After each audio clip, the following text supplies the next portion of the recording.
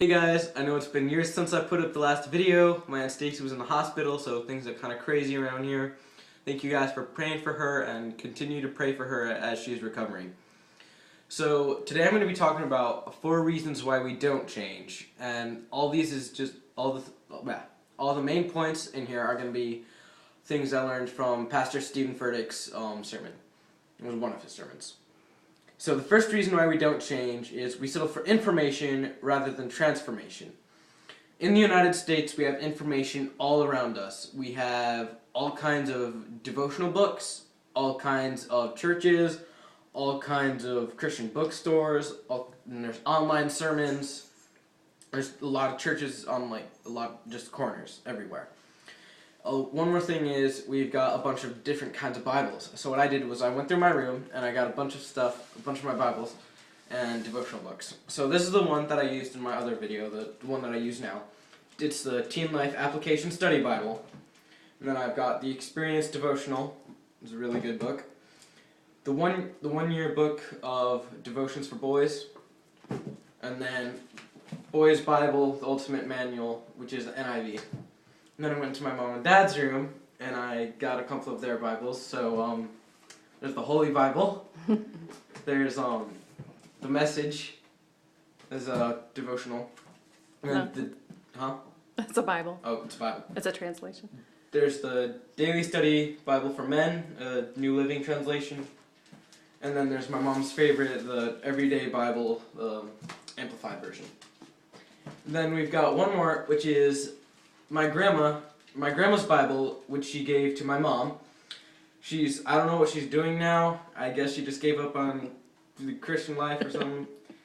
But, it was a really special Bible to her, and it's a King James version. I'm just going to move those aside. So, it's not that we don't have enough information, it's that we have it and don't choose to use it. So, the Bible tells us to tithe, and a lot of people don't, and that's why we have churches that are closing their doors and shutting down because they can't afford to keep everything running. And then, of course, in the Bible it says to love everyone. Love your neighbor as yourself, love your enemies as yourself.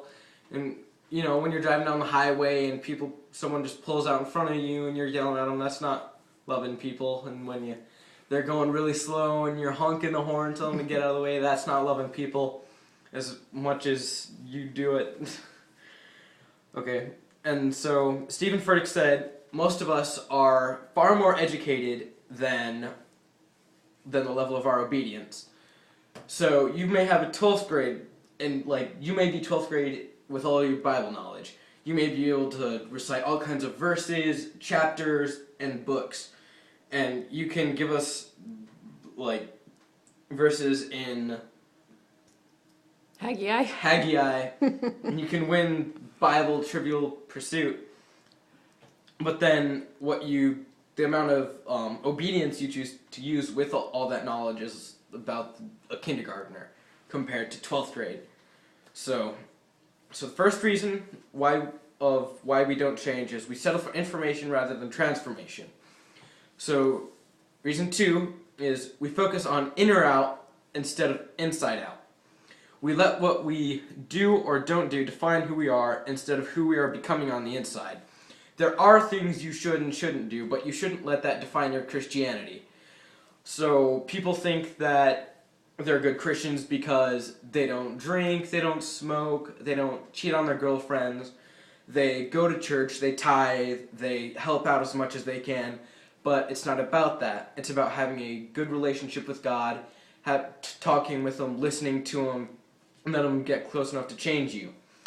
And why is it so easy to do these things? How to define whether or not we're good? Why is it so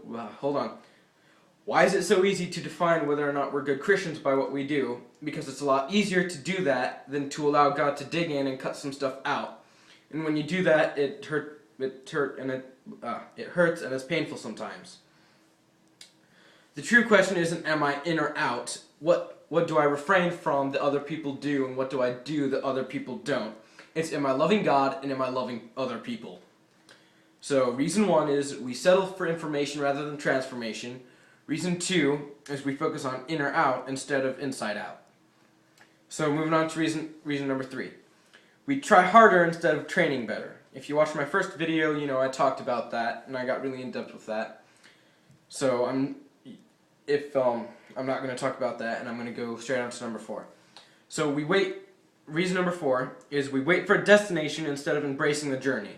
I talked about that in my first video too, so just a little reminder. Remembering, it's not about if you're perfect, it's not about how good you are, it's about are you becoming. And it's are you embracing the journey and instead of waiting for the destination. Because if you wait for the destination, that's just you're waiting to be there, you're waiting to be done. You want to be done with it all instead of embracing the journey. And so my challenge for all of you is to embrace the journey.